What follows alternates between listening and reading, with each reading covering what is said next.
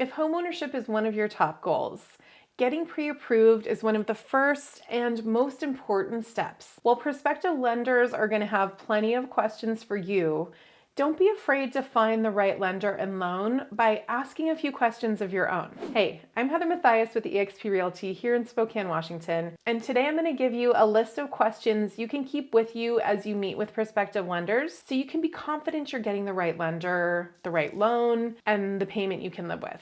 I always recommend that my home buyers chat with at least 3 lenders before committing because not all lenders are awesome, and you want to make sure you're getting the right partner for you. You can get a complete questionnaire and way more tips in my 90 Days to Homeowner Challenge guide that I've linked to in the description below. Okay, so here are a few questions to get you started. The first question is, what type of loan would you recommend for me and why? This one question will help you separate the great lenders from those who don't have a lot of options to offer. There's not necessarily one type of mortgage loan that's superior to another, but whichever one you choose, you need to know why it's best and how it works. A good lender will be able to explain their thinking process and should have a few different options based on your goals. Okay, the next question is, what strategies do you recommend for making my home purchase more affordable? I am sorry to tell you that many lenders will have no answer to this question.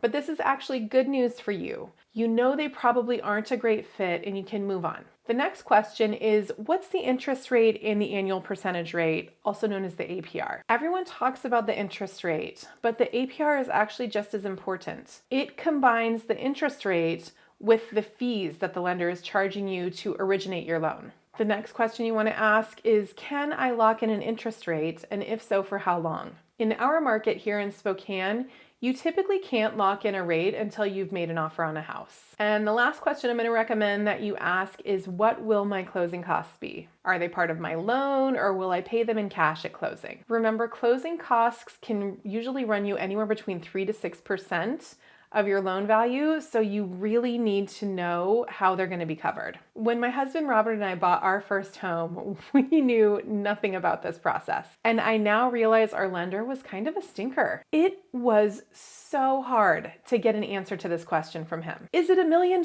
Mike? Is it 10? He could have just said, it's about 3%, Heather, and then I would have known. Geesh. Why all the secrecy? Okay, another little tip I want to give you is make sure you understand everything your lender's telling you.